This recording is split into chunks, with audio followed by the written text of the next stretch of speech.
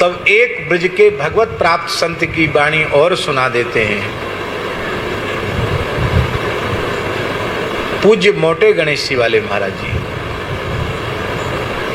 जिनके साथ श्री कृष्ण खेलते थे, जो श्री कृष्ण के तोक सखा के अवतार थे। ठाकुर जी ने स्वयं प्रकट होकर कहा था कि तू मेरो तोक सखा है।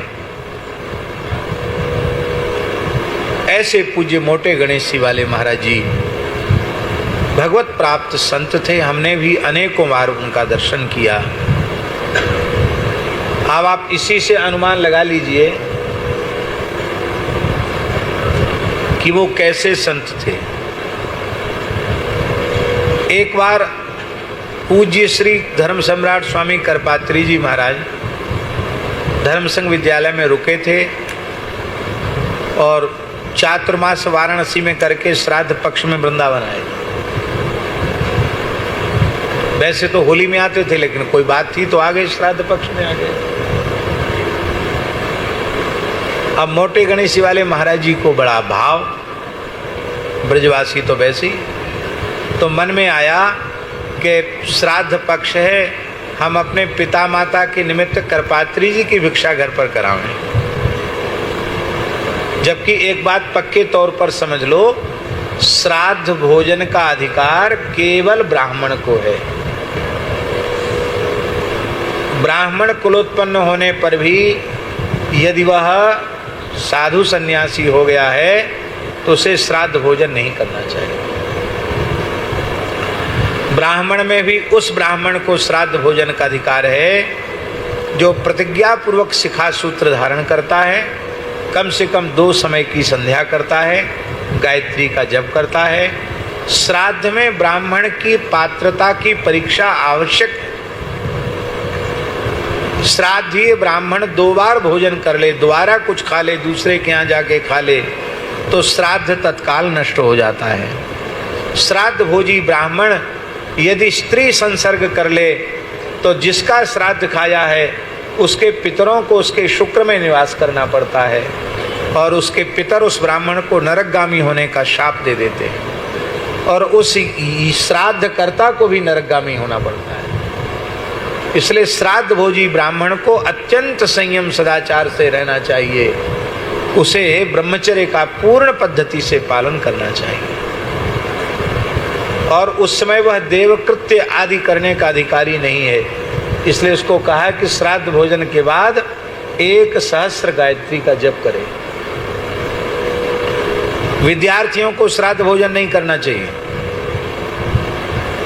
गृहस्थ ब्राह्मण श्राद्ध भोजन करे, बटुक ब्रह्मचारी श्राद्ध भोजन न करें। हमारे रेवासा में लगभग 125 से ऊपर छात्र हैं, 130 के करीब छात्र हैं और चारों वेदों की संहिताओं को वहाँ पढ़ाया जाता है। बहुत अच्छा, पढ़ाई का स्तर बहुत अच्छा है, वेद विद्यालय बहुत अच्छा है। तो अभी इसके पूर्व तक अभी पितरपक्ष में लोग बुलाते थे, आसपास बस भेज देते हैं, गाड़ियाँ भेज देते। इतने ब्राह्मण कहाँ मिलेंगे संध्योपासन करने वाले। तो वेद पढ़ाने वाले आचार्य जी ने हमसे कहा, महाराज जी पढ़ाई में ये 15-16 दिन बड़ी बाधा आती है, क्यों न्योते में पूरा दिन चला जाता है। किस बात का न्योता? श्राद्ध का। हमने तत्काल मना करवा दिया।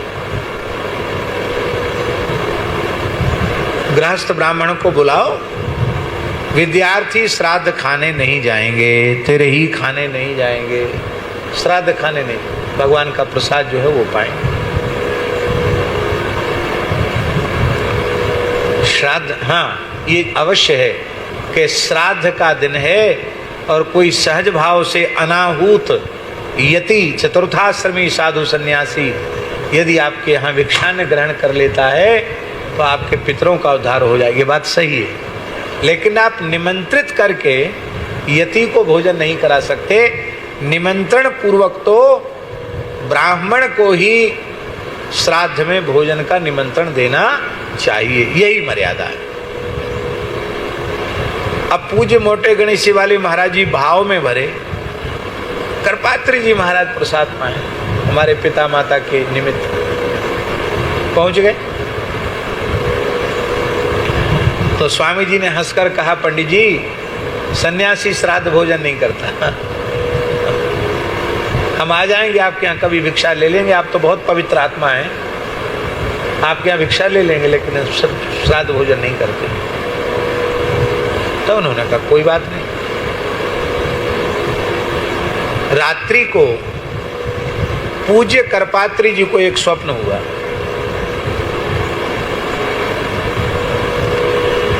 कि मोटे गणेशी वाले महाराज जी के पिता माता,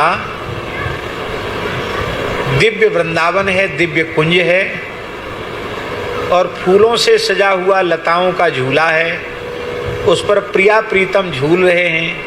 बाईं तरफ मोटे गणेशी वाले महाराज जी की माताजी पड़ी खड़ी हैं और दाहिनी तरफ उनके पिताजी खड़े हैं और दोनों झूला झुला रहे हैं प्रिया प्रीतम को, श्यामा श्याम को झूला झुला रहे हैं। करपात्री जी को यह स्वप्न हुआ, उन्होंने भगवान को प्रणाम किया तो भगवान ने मुस्कुरा कर कहा, ये जो ब्राह्मण दंपति हमको झूला झुला रहे हैं, इनको पहचानते हैं आप? कहा नहीं। बोले जो महापुरुष आपको निमंत्रण देने आए थे ना कल का, ये उनके पिताजी हैं, ये उनके माताजी हैं, ये नित्य निकुंज में हमारी सेवा में हैं। बस ये बात कहते ही और ये भी कहा ठाकुर जी ने कि उनके निमित्त का प्रसाद तो आपको लेना चाहिए। बस, और स्वप्न टूट गया। और उनको तो मना कर दिया था स्वामी जी ने कि सन्यासी का न्योता नहीं होता है, और बोले हम निमंत्रण में नहीं आए हैं, क्यों निमंत्रण देना ये शास्त्र की मर्यादा नहीं है। अब हम बिना न्योते के आए हैं, आपके पंडित जी का हो गया? बोले हाँ हो गया। बोले अब जो कुछ भिक्षा बची हो वही भिक्षा हम ग्रहण